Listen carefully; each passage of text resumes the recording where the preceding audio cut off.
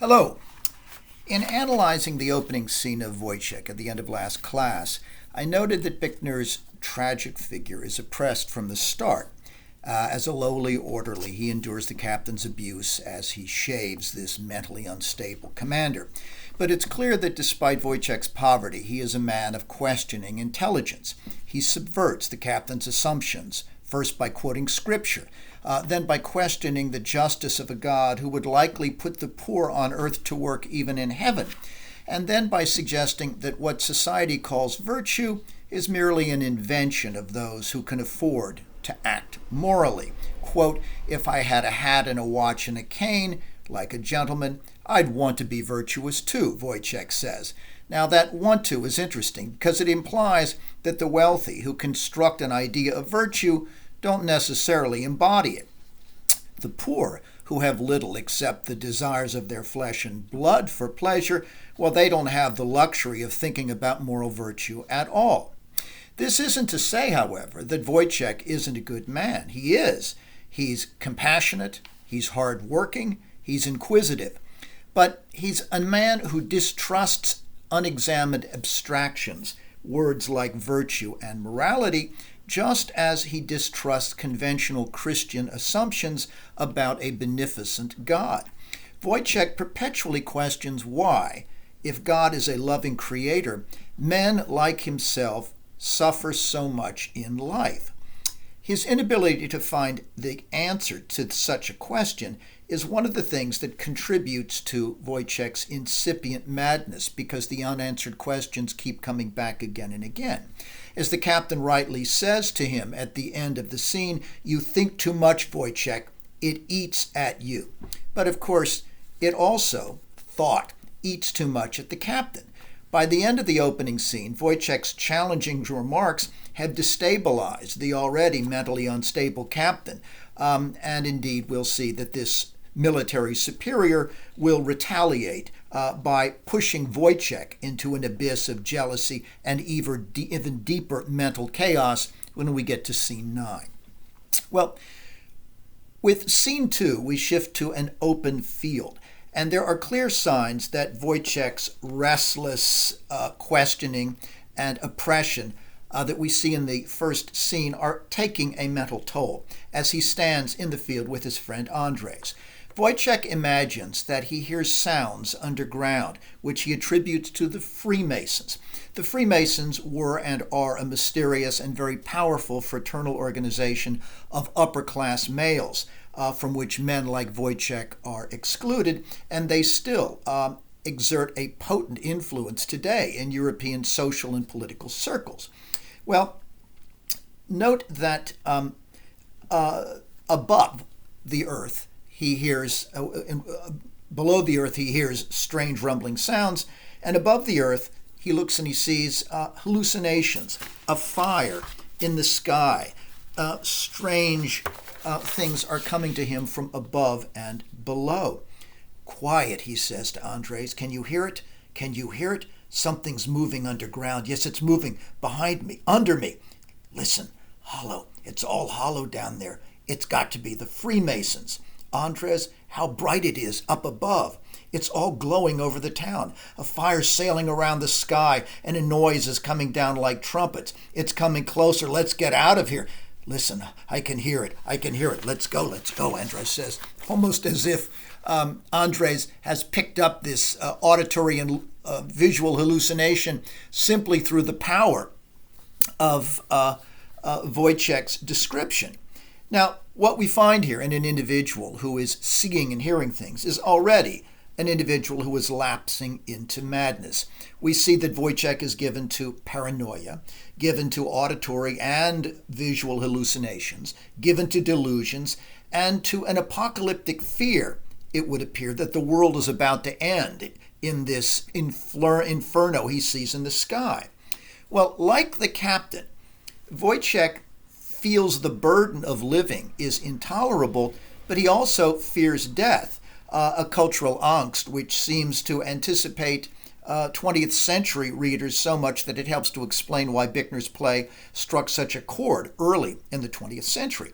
But the difference between Woyzeck and the captain lies in this. The captain dreading life and fearing death, tries to distract himself from his anxiety and depression, whereas Woyzeck faces these conditions and, like Hamlet, wants to penetrate to the heart of the terrible things that he speculates about, rather than retreating from them. This is what he tells Marie in scene 3, when he says to her, "There was a terrible noise, Marie, in the sky, and everything was on fire. I'm on the trail of something big. It followed me all the way to town, something that I can't put my hand on or understand, something that drives me mad. Just look around, don't you see? Everything's hard and fixed and so gloomy. What's moving back there? When God goes, everything goes. I've got to get back. I've got to find an answer to what's going on." Now, note that in his mental and physical misery, Woyzeck wants to find a cause for everything. It's as if he can answer the riddle of human suffering that so preoccupies him only if he can penetrate those mysterious sounds he hears underground and find a meaning in the fire that he imagines in the sky. Now, there are some specific material causes for Woyzeck's mental imbalance that operate in conjunction with his inherently sort of hypersensitive and eternally questioning nature. Specifically, those forces that operate to destabilize him are poverty, oppression, given his rank in the military, and the social injustice of those who regard him as inherently inferior because he is poor. All of these contribute to a misery that drives his madness, and a misery that also deepens Woyzeck's religious doubts. In the scene that I just quoted, he says to Marie, "When God goes, everything goes." Now, we know from the first scene that Woyzeck would like to believe in a loving New Testament God, embodied by the Christ, who said, "Let the little children come to me." And indeed, we find that he has even named his bastard son Christian. But more often, Woyzeck suggests that if God exists and created the world as it is, then God must be cruel and capricious. This God is perhaps the God who is that fearful, punishing deity that Woyzeck associates with the fire in the sky, a God who would come in thunder and fire and apocalyptic images. Now, increasingly, Woyzeck finds it impossible to believe in God at all, to believe that there is any higher power behind the world he inhabits. Indeed, God seems to have gone, as he said to Marie. A scene later, when Woyzeck watches a monkey in a carnival sideshow, a monkey that performs like a man, and as he watches the monkey, Woyzeck revels in the grotesqueness of this human impersonation. Looking at this primate, he hears the carnival master say, "Look, it walks upright, wears a coat and pants, and even carries a saber. This monkey here's a regular soldier. So what if he isn't much different? So what if he's still on the bottom rung of the human ladder? Hey, take a bow. He's human." Now, Woyzeck's response to this is to tell the story about how he tried to train a dog, and when a gentleman watching the show says, "Oh, it's grotesque, really grotesque," Woyzeck says, "Don't you believe in God either?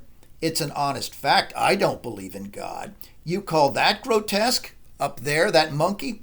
I like what's grotesque. See that? Grotesque enough. Yeah." Well, this is profoundly cynical. In his bitterness at the world, Woyzeck seems to reveal in the grotesqueness of what he imagines here to be a godless creation, knowing that he is part of that creation. Woyzeck knows that while a monkey that carries a saber is merely impersonating a man, the sad fact is that man, including Woyzeck himself, really does harbor bestial instincts that we can't control and that Woyzeck knows from experience we often descend to. In short, creation is such a botched affair. Humankind is so flawed that more often than not, Woyzeck finds that he can't believe in God at all, but not to believe in God, as he says to Marie, is then a problem because everything seems to go. What then can you believe in? But at this point, there is something even more urgent for Woyzeck than determining God's existence, because there is one certainty in his otherwise uncertain life that he still clings to, even though he may doubt everything else, beginning with God's existence. And that one certainty that is so crucial to him is his belief in Marie's love and fidelity. He needs to believe in this, despite the fact that Marie, prior to becoming his live-in love, had a prior career as a prostitute. And despite Woyzeck's keen understanding of the instinctual drives of flesh and blood that he had described to the captain. Sadly, as we realize, I think, as early as scene 3, Woyzeck's belief, this desperate belief in Marie, is misplaced. Marie can't control her erotic attraction to the drum major, who struts in front of her with his phallic sword and his fancy plume. She can't control her attraction to him any more, say, than Phaedra could control her desire for Hippolytus. But in Marie's case, it's not that she desires the drum major because he is somehow sexually cold and inaccessible. No, far from it.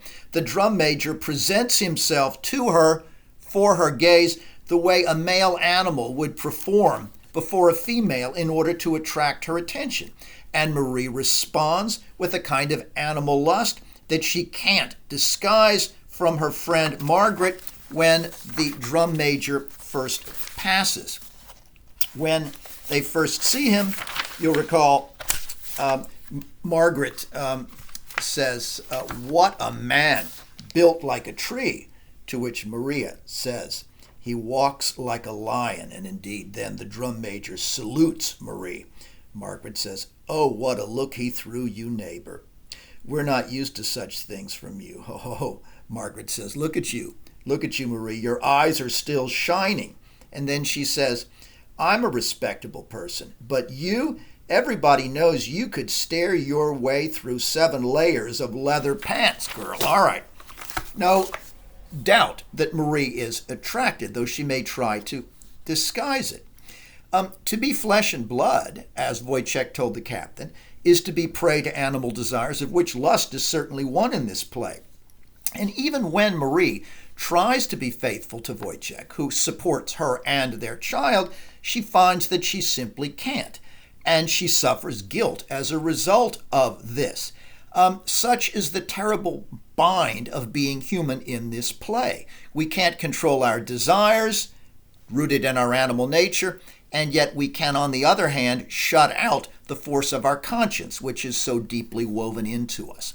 Now, Marie and the drum major exchange glances, and when she receives earrings from him, following those glances, she can't resist those earrings any more than she could resist looking at him. They are both a sexual lure for her, but these ornaments, these jewels, are also a source of narcissistic pleasure. She's a poor woman, and quite apart from the fact that they are a transmission of the drum major's desire for her, they are also an opportunity for her to gaze at herself in a way that gives her a momentary narcissistic pleasure. Marie, we're told, continues to look at herself in the mirror. "They must be gold," she thinks. "I wonder how they'll look on me at the dance.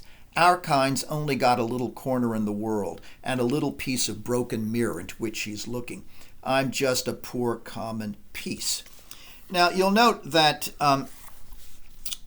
when Marie sees Woyzeck enter a moment later, as she's wearing these earrings and gazing at herself, she's forced to try to fabricate a lie. When Woyzeck comes in, he says, "What's that?" She says, "Nothing. There's something shiny in your hand, Marie. An earring, I found it." "I never have that kind of luck. 2 at a time?" To which she then says, "Am I human or not?"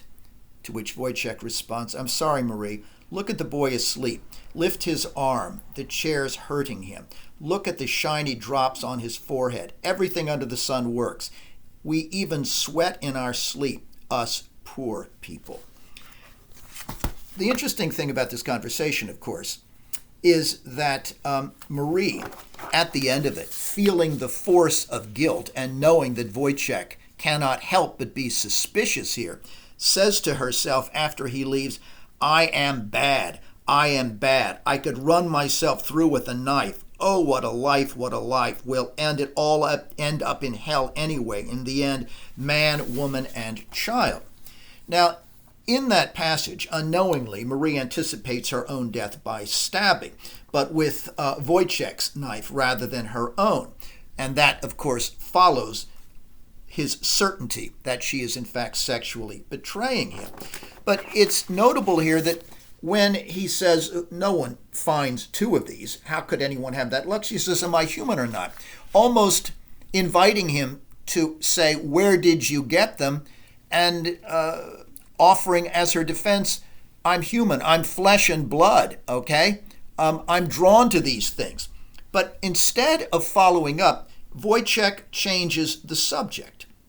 Now, note that Marie's sense of hopelessness and powerlessness here in the face of her desires mirrors Woyzeck's own sense of hopelessness and powerlessness. She consigns herself to hell when he leaves because she knows that she is about to commit a sin, a betrayal of him, but she cannot resist her animal desires, even though she hates herself for what she knows will be her yielding to them. Now, in this elliptical conversation, Woyzeck at some level knows that Marie has received these earrings from the drum major, who earlier had told him to get lost, get out of there. No one, he notes, finds two earrings at a time like this. But the prospect of Marie's betrayal is so unbearable that at this point, like Othello, he tries to suppress his suspicions, even though she more or less invites him to pursue them when she says, I'm human. But he doesn't. And yet the memory of these earrings clearly lingers in his mind. The piece of broken glass that Marie describes and into which she gazes, admiring herself with these earrings, that piece of broken glass is an apt image of the world of this play, which seems to be broken, fractured into classes, into divisions, in which individuals are hopelessly alienated from one another. But the piece of broken glass also, of course, serves as an apt metaphor or visual symbol for Woyzeck's state of mind, his divided nature, and for the way in which his mind collapses more and more into a kind of fragmentary madness as the play continues. And finally, the broken glass, this fragment in some ways suggests the fragmentary structure of the play itself, with its short, disconnected scenes that themselves reflect the state of society and of Woyzeck's psyche. Well, rather than warning Marie of his suspicions, we've seen, in this scene, Woyzeck tries to suppress them. And he does so by redirecting his and Marie's attention to a different shiny object, the child that they have created, who is lying there perspiring even as he sleeps. Part of the world's injustice, Woyzeck suggests, is that there is no rest for the poor even in slumber. In the same way he's suggested if we ever went to heaven, we'd be forced to work to make the thunder. He does, however, in calling attention to Christian as he lies sweating, remind Marie that as a poor man, his life is a constant labor on her behalf, a constant sweating to keep her and the child alive. He reminds her that wherever she got those earrings, that's all that he can give her. And that is part of the source of the guilt that she expresses a moment later when he leaves. Now, in the carnival scene that I mentioned, which precedes this one, Buchner poses a question that haunts Woyzeck and is related to his thoughts about the cause of human suffering, which plagues him, and his doubts about God's existence, which also plague him. Linked to both of those is this question: what is it that distinguishes human beings from animals? Well, perhaps the primary distinction, as I've suggested, is that human beings, unlike animals, suffer guilt for acting on their instinctual desires, and in some cases, like Marie's, just for the desires themselves. Well, In scene 5, this question of what distinguishes human from animal is particularly in focus because the ringmaster, after showing the monkey, exhibits a horse that he claims can count, and a creature that the charlatan says is both animal and human, a marvelous hybrid, quote, a metamorphosed human being. Here's how he presents him. He says, this creature, he says, this is no dumb animal. This is a four-legged person, a human being, but still an animal, a beast. At this moment, the nag, we're told, conducts itself indecently. That's right. Put society to shame, he says to the horse. Man must be natural. You're created of dust and sand and dung. Why must you be more than that, sand and dung? You're like this horse, and the horse is like you. Now, this, of course, is troubling, but note that the charlatan is lying, really, because the trained horse that he claims is partly human isn't human at all. It is merely mimicking human intelligence. It really isn't thinking or understanding as it goes through what appear to be the motions of counting. But on the other hand, man really does possess the bestial qualities of the horse. The charlatan is right about that part of it. Thus, when the horse does something indecent, possibly showing an erection, for example, the ringmaster, the charlatan, says, well, you see, we're all animals at some level. And there is a part of man that clearly is. Now, it's notable that the drum major is watching this same show that Marie and Woyzeck are. And when he sees Marie, he declares, what a piece! Thus begins a brief and inevitable conquest in which Marie responds to his advances, as we've seen, even as she tries at first to avoid his physical touch. What we find conducted here is a kind of mating dance that anticipates Darwin's idea, published about 20 years later, or 30 years later, I would say, that sexual attraction in any species is rooted not just to lust, but also to the individual creature's desire for reproductive advantage in order to perpetuate the species. Note that the drum major doesn't just lust after Marie and want to have sex with her. He declares a little bit later that he wants to impregnate her as a kind of biological or evolutionary imperative. Consider this encounter between them. Marie, looking at him with an expression, says, "Oh, go on. How I like to see you march. Chest broad as a bull's and a beard like a lion. There's not another man in the world like that. And there's not a prouder woman than me, just to watch you." To which the drum major says, "Wait till Sunday when I wear my helmet with the plume and my white gloves. Damn, that'll be a sight for you." Marie then, quite amazed, says, "Oh, a man, oh." To which the drum major then says, "You know, you're not such a bad piece yourself. Hell, we'll plot a whole brood of drum majors, right?" He puts his arm around her, and Marie then, annoyed, says, "Let go." To which he says, "Bitch, you just touch me," she says threateningly. He says, "There are devils in your eyes." To which Marie then says, "Well, let there be, for all I care. What's the difference?"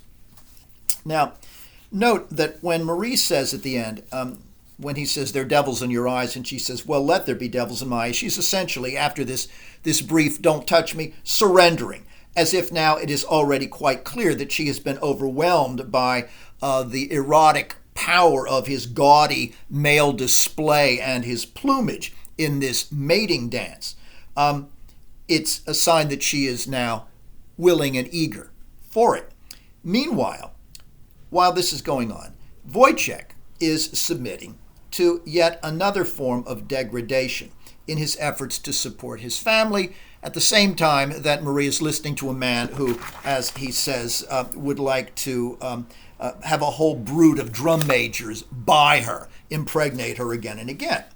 Now, for some weeks, it appears, Woyzeck has been submitting to the experiments of a quack doctor who is no more legitimate, one might say, than the carnival barker. They are both charlatans. They are both essentially con men. Well, what is this experiment that he is involved in? What is it designed to do? Well, in scene 7, we find out. The doctor is angry when Woyzeck arrives at his office because he saw Woyzeck out the window pissing in the street on the way there. And Woyzeck is urinating because of the deleterious effects of a diet of peas that he has been living on, it appears, for 3 months. Thus, the conversation begins with the doctor admonishing him. I saw it all, Woyzeck. You pissed on the street. You were pissing on the wall like a dog, and here I'm giving you 3 groschen a day plus board for your participation in this experiment. Woyzeck says, I'm sorry, it was the call of nature, doctor. Sir, when nature... No, the doctor says, when nature? When nature? What has nature to do with it? Did I or did I not prove to you that the musculus constrictor vescae is controlled by your will? Nature? Woyzeck, man is free. Mankind alone we see glorified, the individual's will to freedom. Woyzeck, you really shouldn't have pissed on that wall. Now, presumably, based on this exchange, the doctor's experiment was meant to demonstrate that despite the increased instinctual need to urinate caused by a diet of peas, man's free will would enable him to resist that animal urge to urinate in the street, to hold it until he could presumably find a chamber pot. Well, Woyzeck signed a contract saying that he would hold his urine in exchange for his remuneration, thereby indicating that he believed that he would be able to help the doctor demonstrate this principle of ridiculous free will.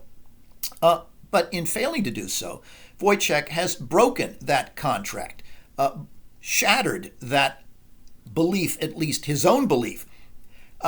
Later, the doctor again emerges, this quack, when exhibiting Woyzeck sort of the way the carny barker exhibits the monkey. He asks Woyzeck to wiggle his ears on demand as others are watching.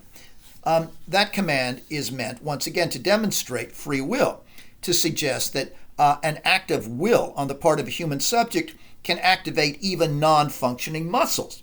Well, Woyzeck not only fails these absurd tests of free will, but he distresses the doctor by explaining why he has failed them and why man can't control his bodily drives and instincts, and why essentially Woyzeck believes there is no free will.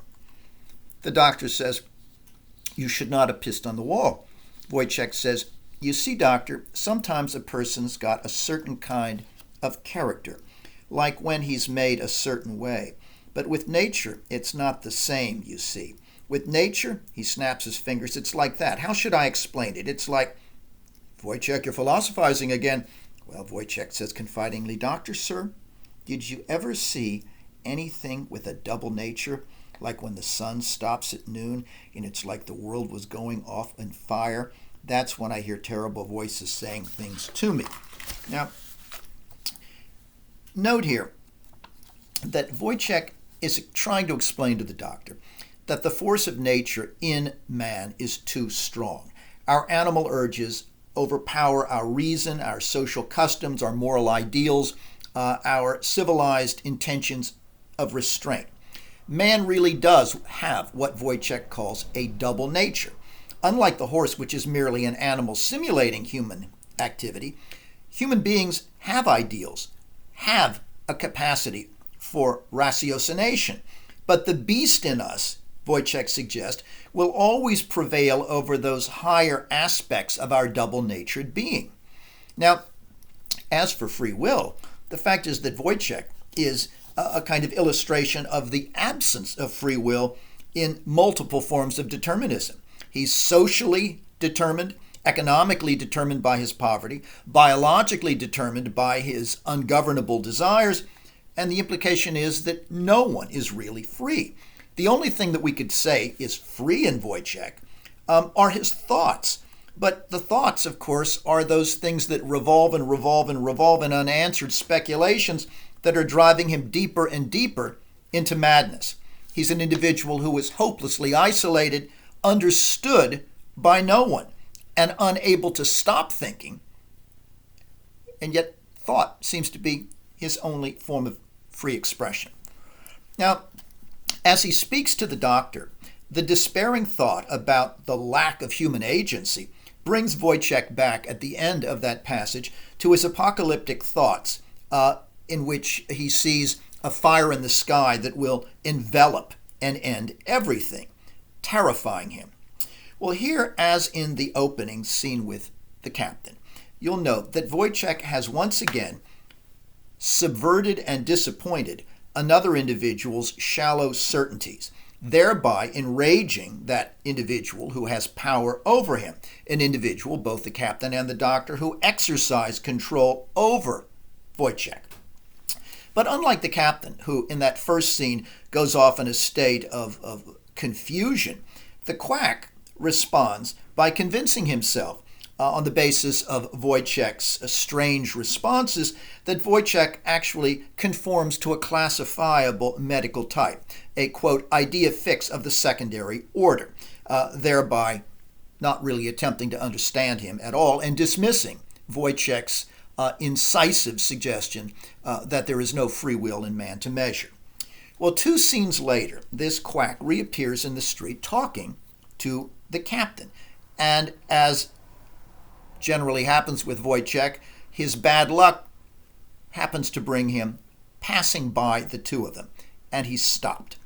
Now, as if his life were not sufficiently oppressive already, and if Woyzeck's mind were not sufficiently unstable already, at this point the captain precipitates a complete mental breakdown in Woyzeck by insinuating that the drum major has had sex with Marie.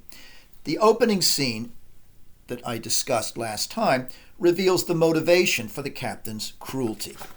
In scene 9, we find now that the motivation here is revenge.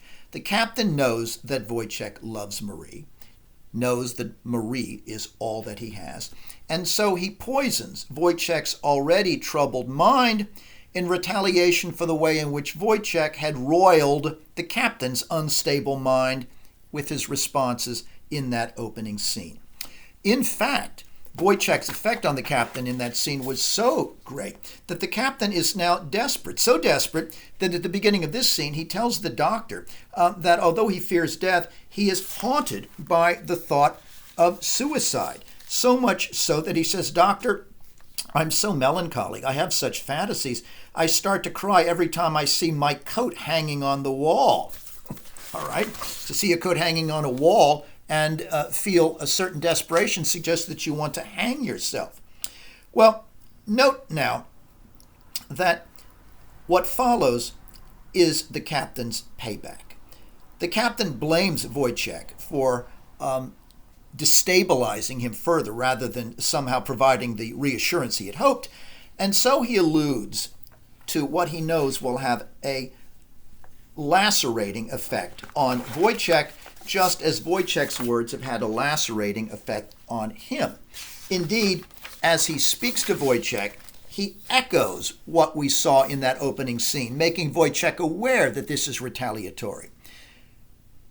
"Oh, Woyzeck, where are you off to in such a hurry? Stay a while, Woyzeck, running through the world like an open razor. You're likely to cut someone.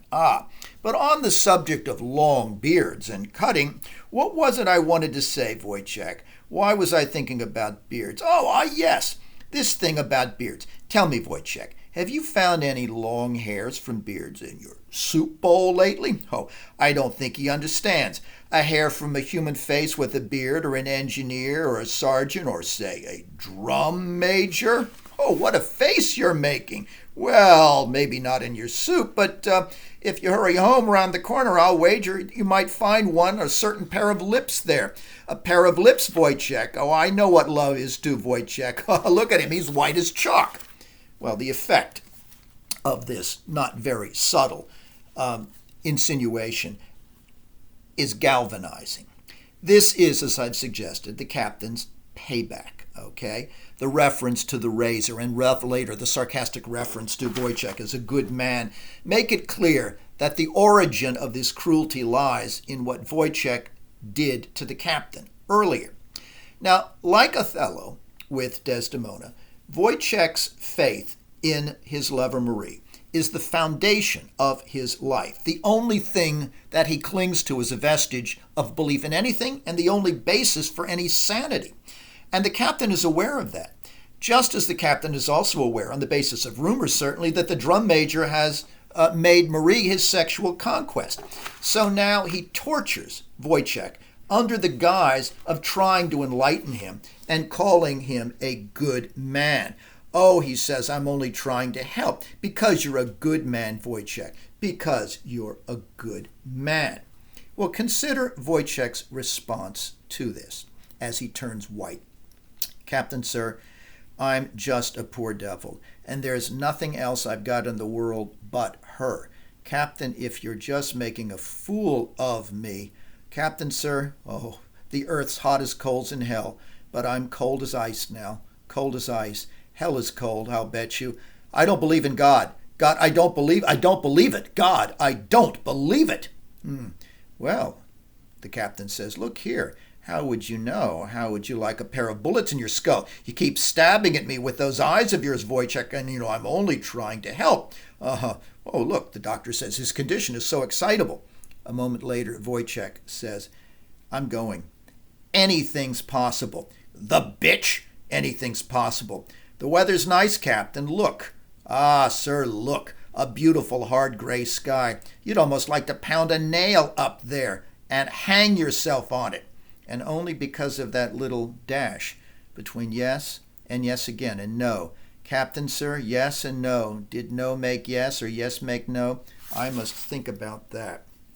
Okay, well, what is it that causes Woyzeck to fall into this jealous rage so quickly, even more quickly than Othello, simply on the basis of words from a commanding officer whom he knows is cruel and dislikes him?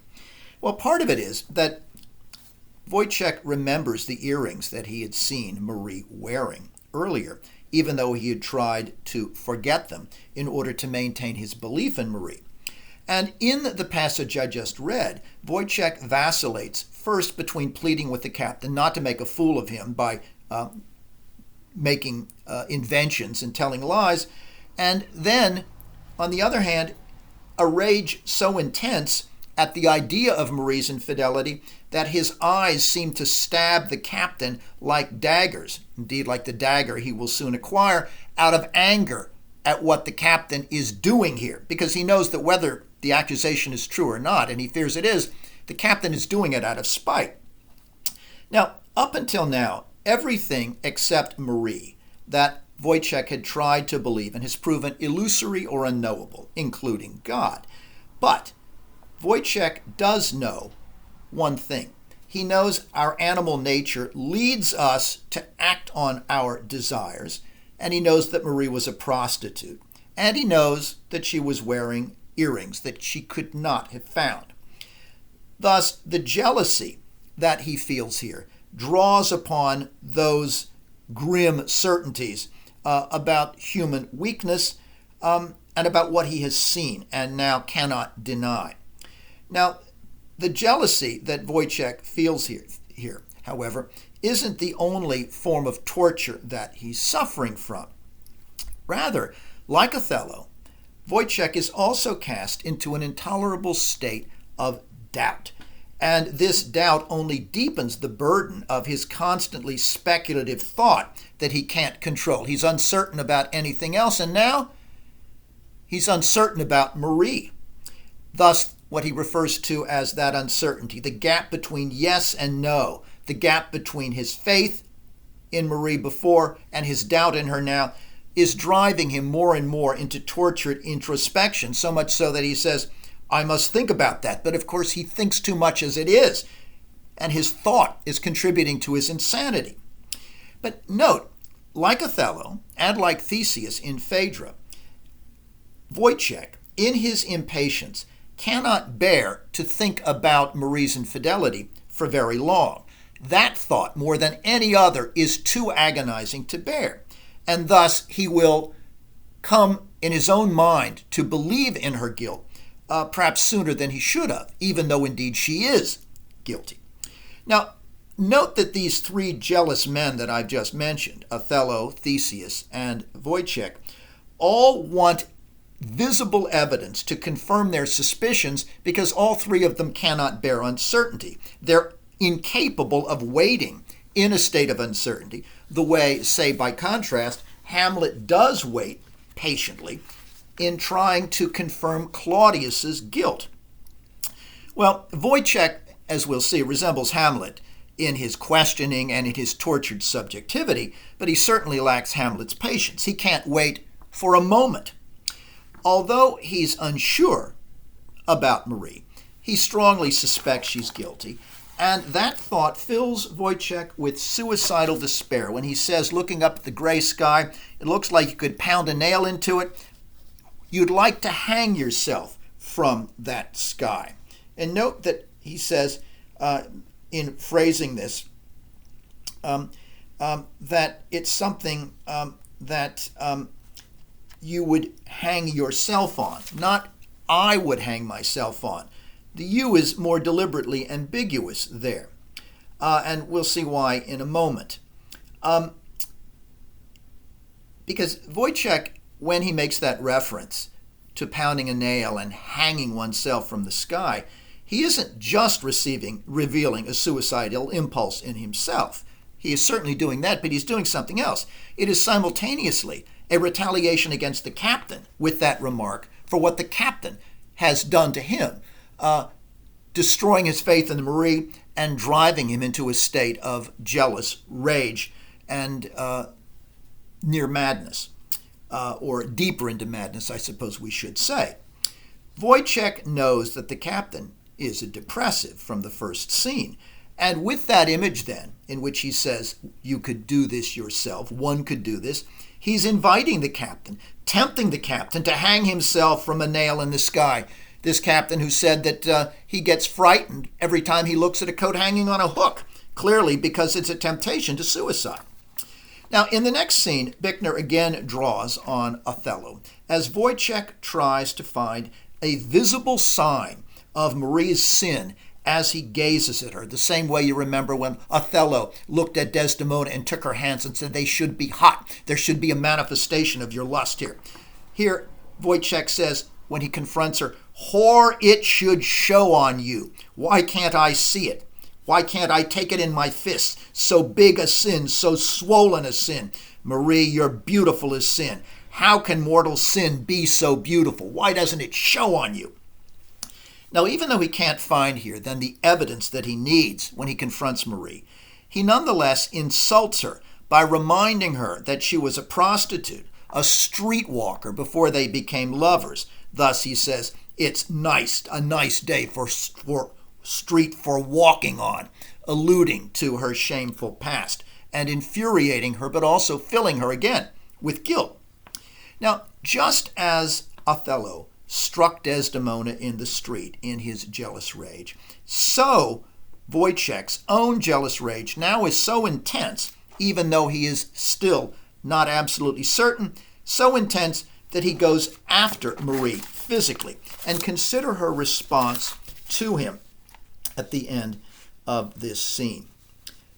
Marie says, I'd rather have a knife in my body than let your hands touch me.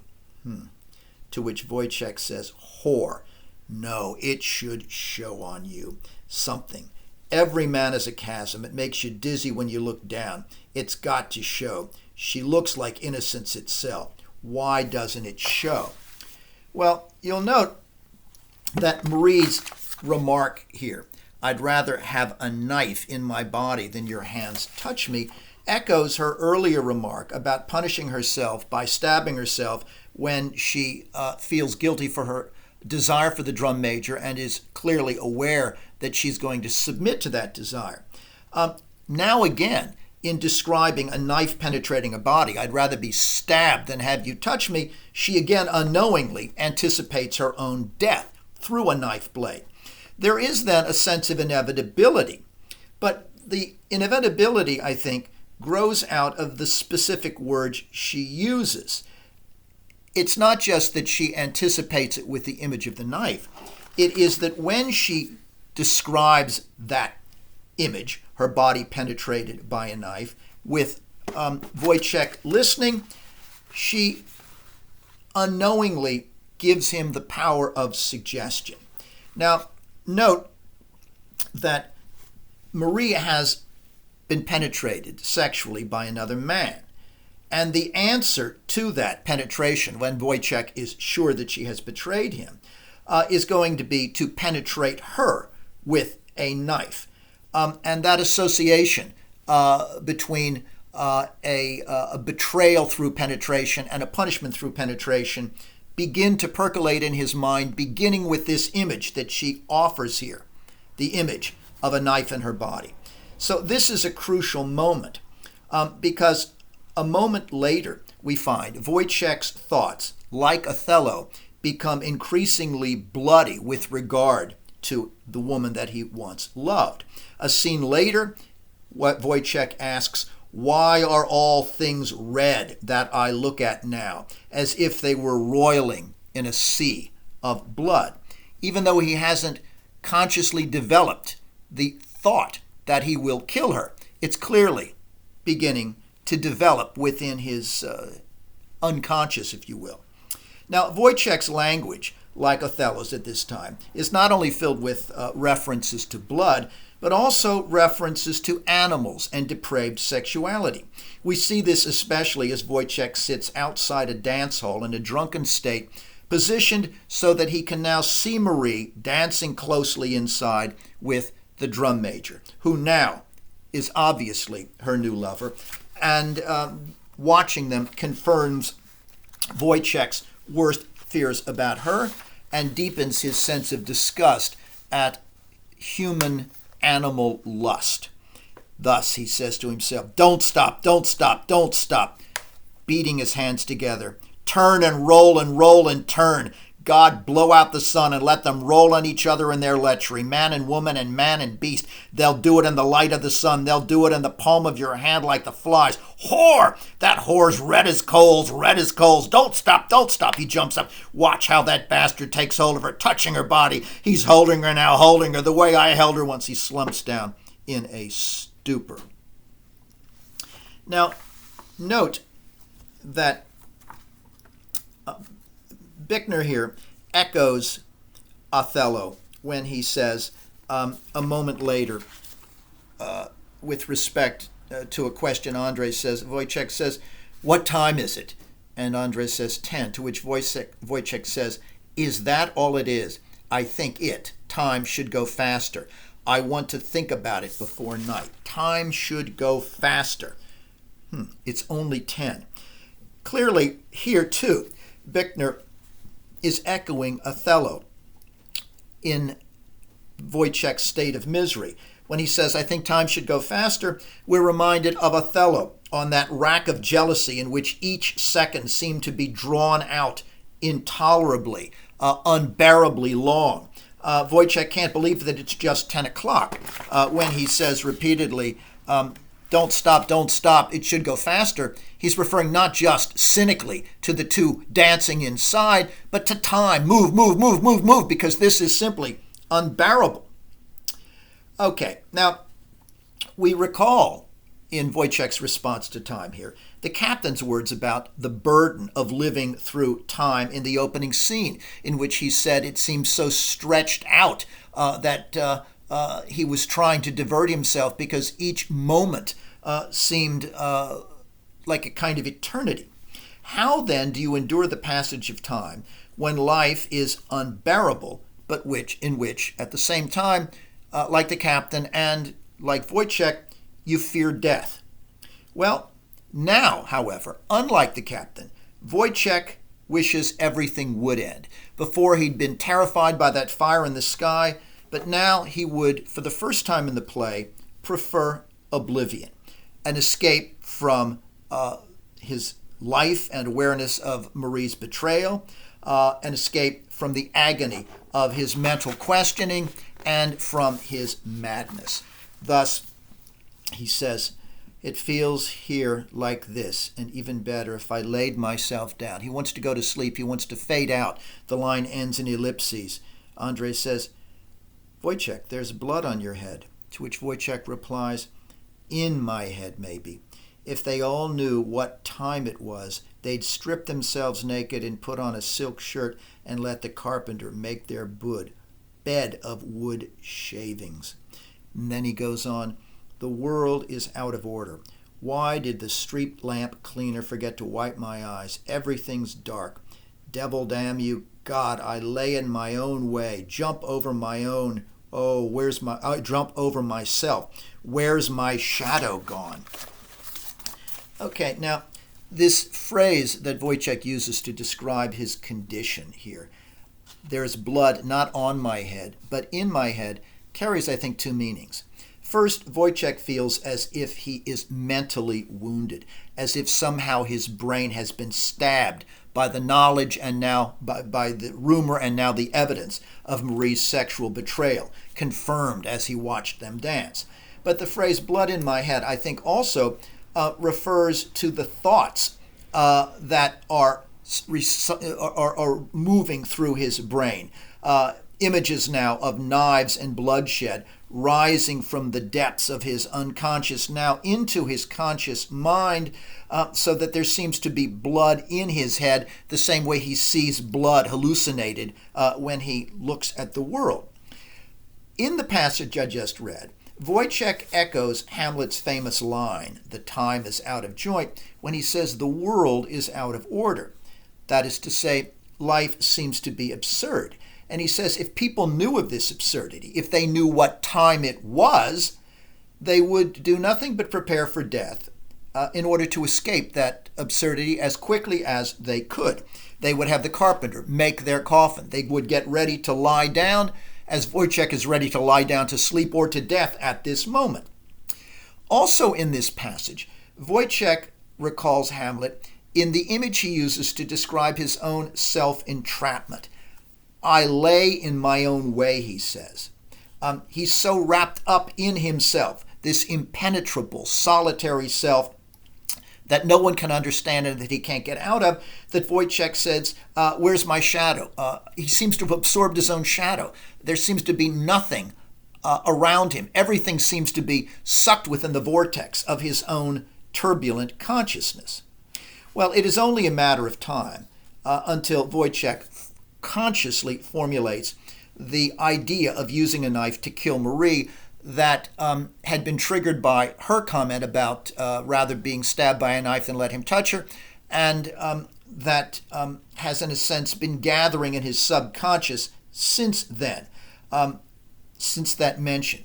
Now Woyzeck begins to hallucinate not just the blood that has already appeared before his eyes, but now he begins to hallucinate a shiny knife that recalls Marie's shiny earrings. He says, what's that lying over there, shining like that? How it sparkles.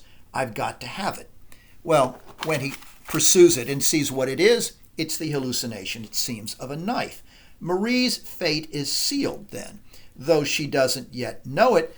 A moment later, when Woyzeck goes to an open field and having seen something shiny and said, I've got to have it, in the open field, suddenly he stretches out on the ground and says, what? Listening to the voices underneath, what are you saying? What?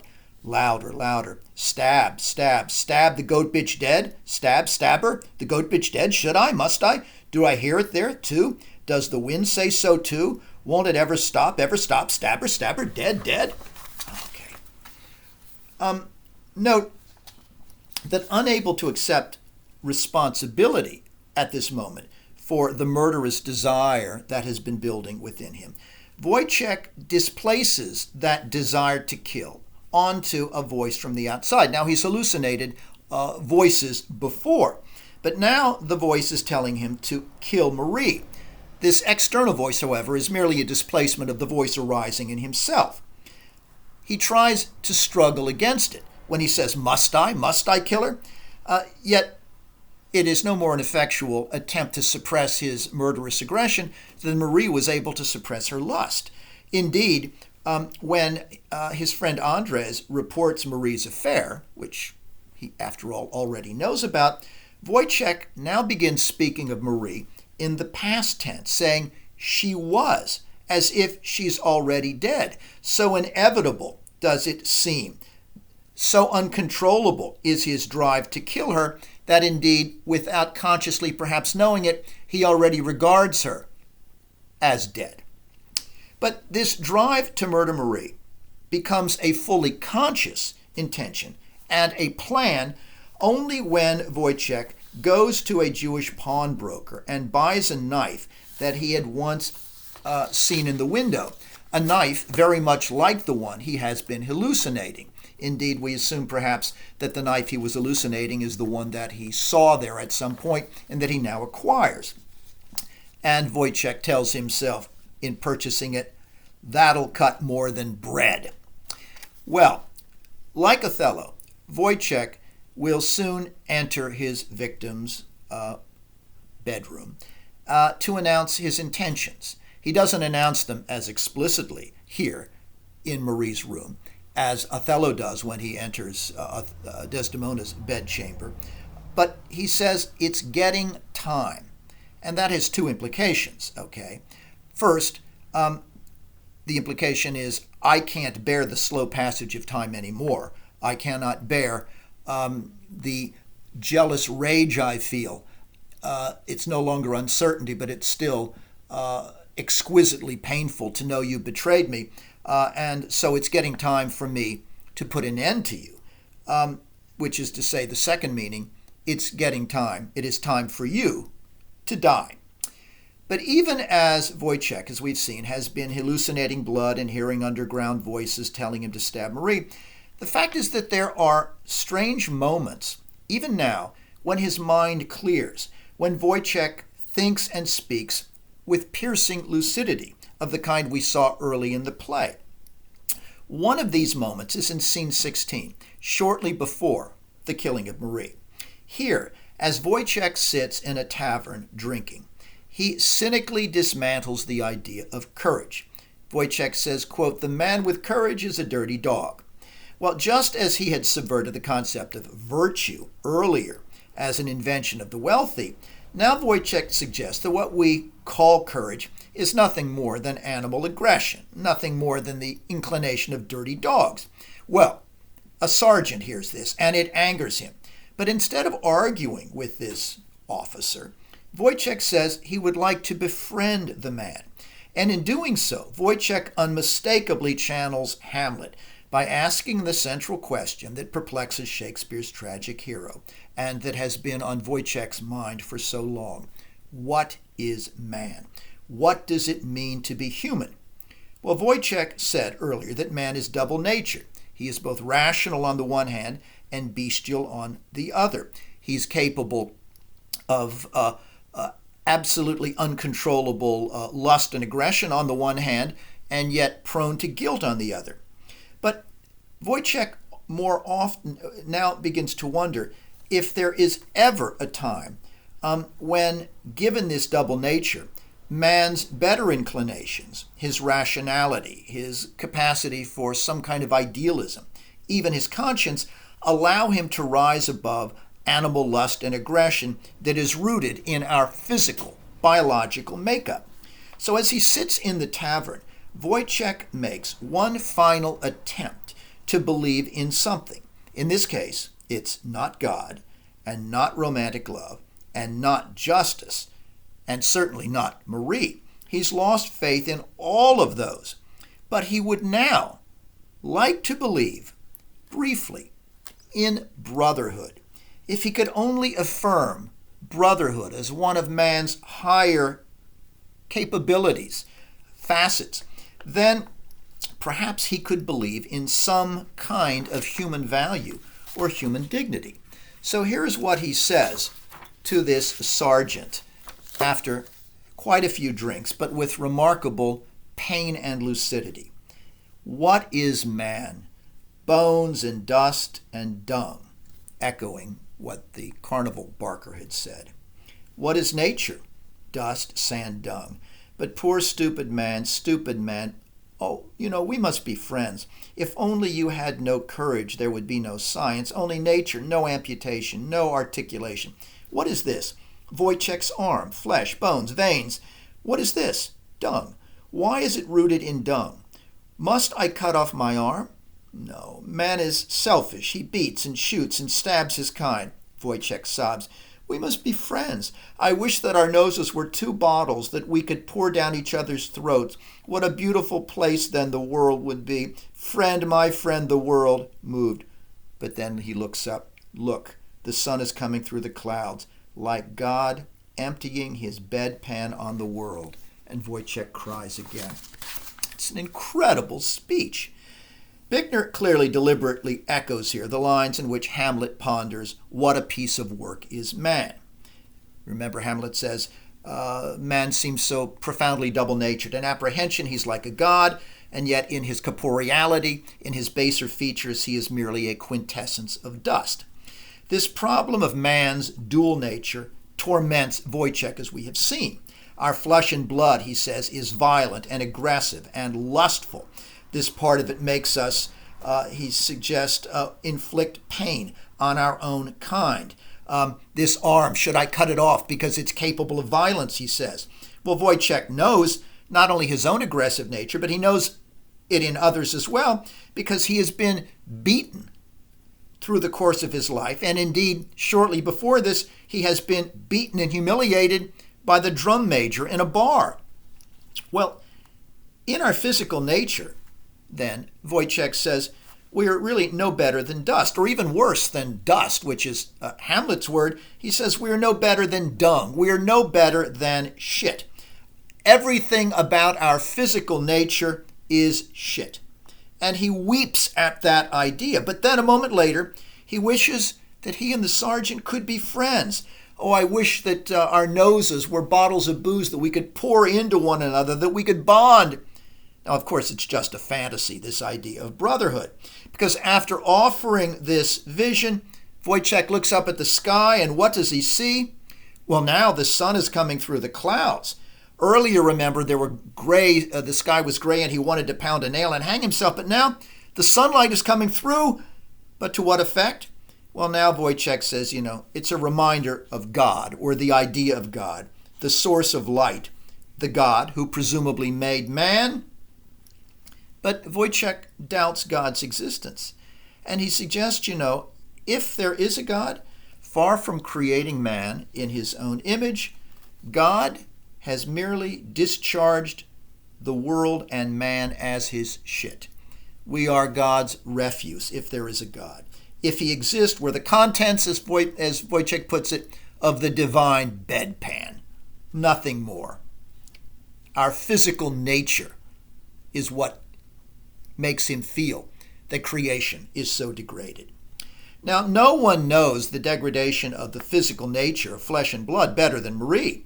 We've noted that she hates herself for her sin before she ever commits it, and she hates herself afterward. In a scene, we find her now praying to atone. Marie tries to think of herself in this scene as a Mary Magdalene figure. You remember the reformed prostitute who anointed Christ's feet and received his benediction. But Marie knows that she cannot change her nature the way Mary Magdalene did. Even as she sits with an open Bible in her lap and wishes that she could be that Magdalene figure, she knows that it is ultimately impossible. Oh, Lord, Lord, good Lord, I can't. Good Lord, give me only so much strength that I might pray. The child is close to her on her lap. The child is a sword in my heart. Oh, I've strutted in the light of the sun like the whore that I am. My sin, my sin. Not only have I betrayed Woyzeck, but I've strutted it out so that everyone can see it in my inability to control my own libido. And thus she says, oh, she, Mary Magdalene, stood at Christ's feet weeping, and began to wash his feet with tears, and did wipe them with the hairs of her head, and anointed his feet with ointment, striking her breast, everything dead, Savior, Savior, if only I might anoint your feet. But of course she can't. There is no Savior whose feet she can anoint, and she's incapable of bringing herself to the point of transformative forgiveness of her own sin. She can't believe, ultimately, despite her desire to, that she's redeemable. Now, note that in the same spirit of attempted and ultimately failed desire to resist evil, Woyzeck does something. He buries the knife that he's purchased and plans to use on Marie in the ground, okay? And in doing so, in order to chasten himself, in much the way Marie tries to chasten herself, he recites the fifth commandment, "Thou shalt not kill." But, like Marie, Woyzeck's resistance fails, and he soon goes to dig up the knife again, just as Marie clearly will not be able to stop her affair with the drum major. The play then suggests that we can never really live by our moral ideals, but those moral ideals are things that are a human element in us, and they are present in a way that primarily they just torture us with guilt rather than controlling our inclinations. Our ideals are illusions, then, that collapse in the face of our instinctual drives for sex and violence. But the tragedy here, I think, as in Phaedra, lies in our doomed struggle to try to hold to those ideals, even though it's clear that we're never going to be able to. Bickner reinforces this rather nihilistic tragic vision, I think, in the terrible fairy tale that the grandmother tells little children. This is one of the stranger moments in the play. She gives them a fairy tale on their request, but one that can only pervert their young, impressionable minds. Here is what the old lady offers them instead of, say, the Brothers Grimm. Once upon a time, there was a poor little girl who had no father and no mother. Everyone was dead, and there was no one left in the whole wide world. Everyone was dead, and the little girl went out and looked for a moment for someone night and day. And because there was no one left on earth, she wanted to go to heaven. And the moon looked down so friendly at her. And when she finally got to the moon, it was a piece of rotten wood. And so she went to the sun, and it was a faded sunflower. And when she got to the stars, they were little golden flies stuck up there as if they were caught in a spider's web. And when she wanted to go back to earth, the earth was an upside-down pot. And she was all alone. And she sat down there and she cried. And she sits there all to this day, all alone. This is the condition of Woyzeck. This is the condition of human experience. The moral here that the old woman seems to offer in the fairy tale is that any hope, like the little girl in it has, for beauty or for happiness, those hopes are delusions.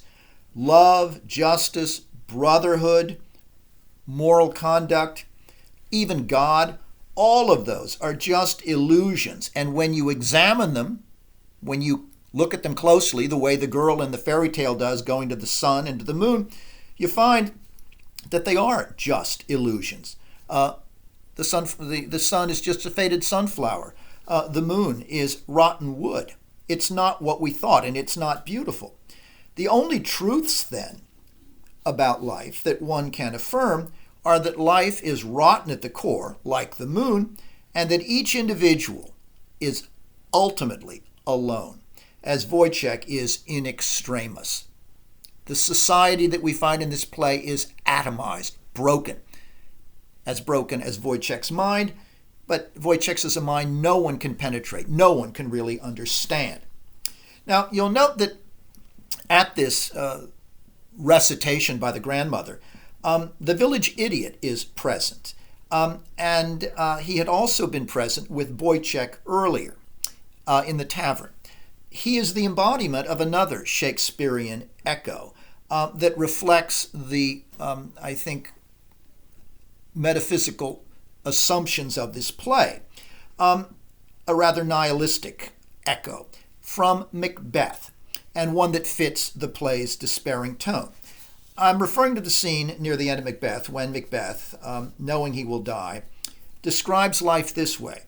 It is a tale told by an idiot, full of sound and fury signifying nothing. That reference to life as somehow embodied by an idiot is picked up by Buechner here at this moment of nihilism by reminding us that the idiot, the figure who embodies the absurdity of life, if you will, is standing there listening to a tale from the grandmother about the absurdity of life.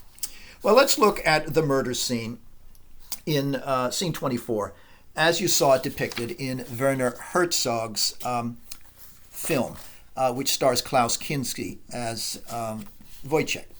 Herzog films Woyzeck's frenzied stabbing in slow motion in a long, unbroken take that magnifies the horror, our horror at seeing it, but also magnifies Woyzeck's deranged frenzy. I would say also that the slow motion that he uses here is a nod to Woyzeck's skewed sense of time that we see passes for him as it does for Othello so unbearably slowly.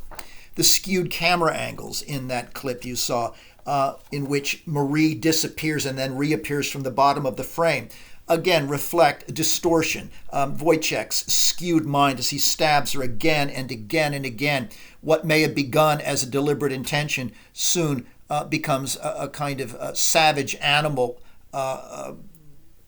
conduct, an orgy of violence beyond all rational purpose or control. Yet, like Othello, when Woyzeck had gazed at Marie, much as when Othello gazed at the sleeping Desdemona, he found himself briefly torn between his hatred of her and a residual love for the woman to whom he had devoted his life. So that even as he calls Marie a whore, he says he would give anything to kiss her lips again, much as Othello kisses Desdemona.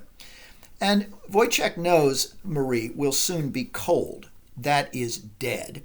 But he pauses, and he sits with her silently for a while by the lake where he has taken her. He springs into action only when Marie says, "How red the moon is." Have a look. He says, "How red the moon is," she said. "It is rising." Woyzeck, "Like a knife washed in blood." Marie, "What are you going to do, Franz? You're so pale." He raises the knife. "Franz, stop it, for heaven's sake. Help me, help me." Stabbing madly, Woyzeck says, "There, there, why can't you die? There, there, ha!" She's still shivering, still not dead, still not dead, still shivering, stabbing her again and again. "Are you dead? Are you dead? Are you dead?" He drops the knife and runs away. Now, here, as she had earlier when she mentioned a knife penetrating her body, Maria fatally and inadvertently triggers Woyzeck's aggression. Her reference to the redness of the moon reminds Woyzeck, who has temporarily paused and is taken again with her beauty, it reminds Woyzeck of the blood that he has been hallucinating and that he has taken Marie into the woods in order to shed.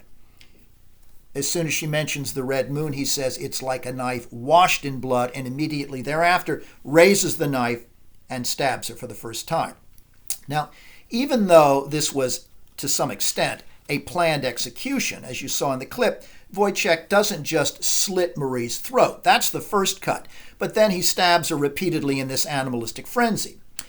Woyzeck had planned to take his own life after killing Marie. In fact, he even willed Andres his clothing. He seemed so determined. But like all of Woyzeck's ideas, the thought of suicide is one that is also overtaken by animal instinct. In this case, the survival instinct. After looking at a moment at his butchery with moral horror, Woyzeck doesn't take the knife to his own throat, but instead he runs away. But because he is double-natured, because he's not just an animal, the uniquely human force of conscience returns to plague Woyzeck. He feels the weight of guilt and the need for confession and punishment, reflecting his higher nature, which of course is at war both with his frenzied animal killing and also with his animal survival instinct. And so, at this moment, toward the end of the play, Woyzeck vacillates and behaves in contradictory ways.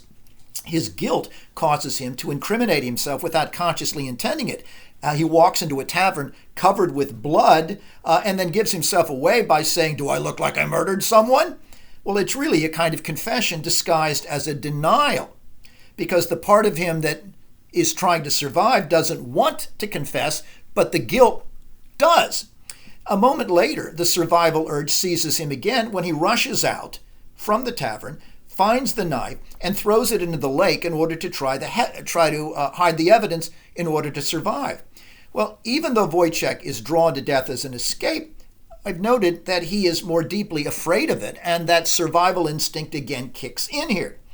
But then he's once again afflicted by conscience. He wants to wash himself, not just of the incriminating blood, so that presumably he wouldn't be spotted, though he already has been, but he also wants to wash himself of the guilt that he feels. And here he echoes Lady Macbeth, trying to wash away the blood of her guilt when she says, "There's a spot." He uses the same phrase. Now, at this point, Woyzeck's mind is so fractured that while the survivalist part of him is trying to hide the murder weapon, the guilt-ridden part of him is so afflicted that he tries to disavow the killing. He would like to believe, as he gazes down now at Marie, that she is still somehow sentient, still capable of hearing him.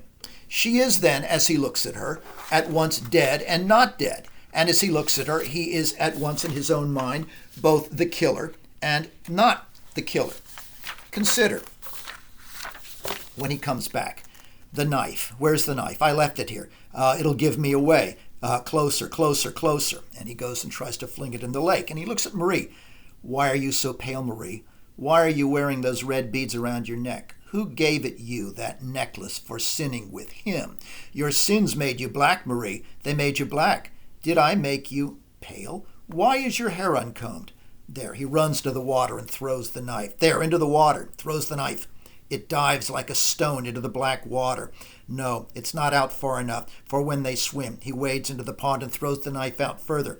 There now, but in the summer, may they dive for the mussels. They may find it. Ha! It'll get rusty. Who'll ever notice? Why didn't I break it first? I'm still bloody. I've got to wash myself. There's a spot. There's another. There's another. Okay, now, note here that Woyzeck likens Marie's slit throat to a necklace. It's a key image. He implies through this image that he has given her this piece of jewelry as his answer to the earrings that she got from the drum major, the him that she sinned with.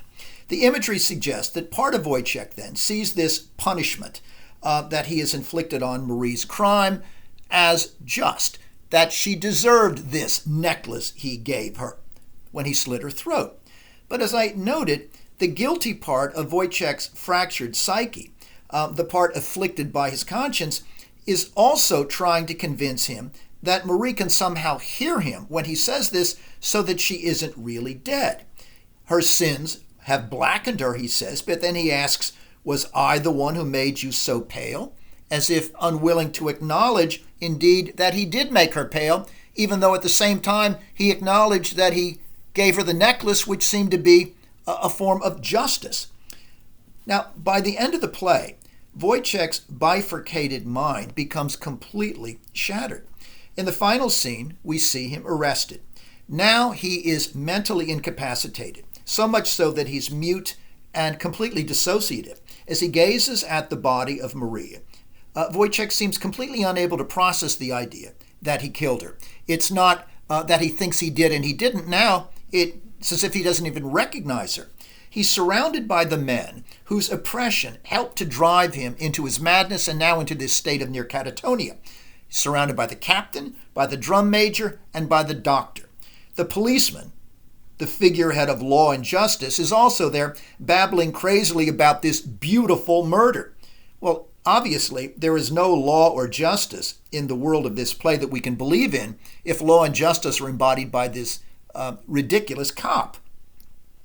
Woyzeck, who thought so much, has now been reduced to a mental level of the village idiot, who in fact is also there at the end, gazing on with the others. Here is the final description that Bickner gives us. At the end of the play, at this scene of Woyzeck's arrest. As the policeman says, "What a murder, a good, genuine, beautiful murder."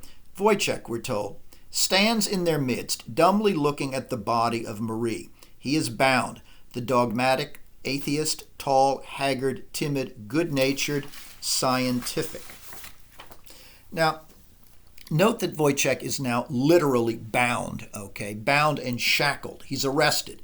But it's appropriate because, after all, he has been socially and psychologically imprisoned all along. This merely reifies that sense of his confinement. He's been bound, determined by his poverty, by his class, by his military subordination, by his animal desires, and by his insanity. He's been bound by all of them. The closing stage directions, obviously, are meant for the reader, not a theater audience, because there's no way that they could possibly convey good-natured, scientific, and some of the other adjectives that are provided there. It's meant for the reader. These adjectives that Buchner now uses to describe aspects of Woyzeck's complex nature pose a question. They seem to pose the elusive question of what Woyzeck is, just as Woyzeck himself has asked repeatedly, what is man? What does it mean to be a human being? And Buchner knows, I think, at the end of this play, that this series of adjectival descriptors are obviously insufficient to provide an answer to what man is any more finally and conclusively than Woyzeck himself could answer that question.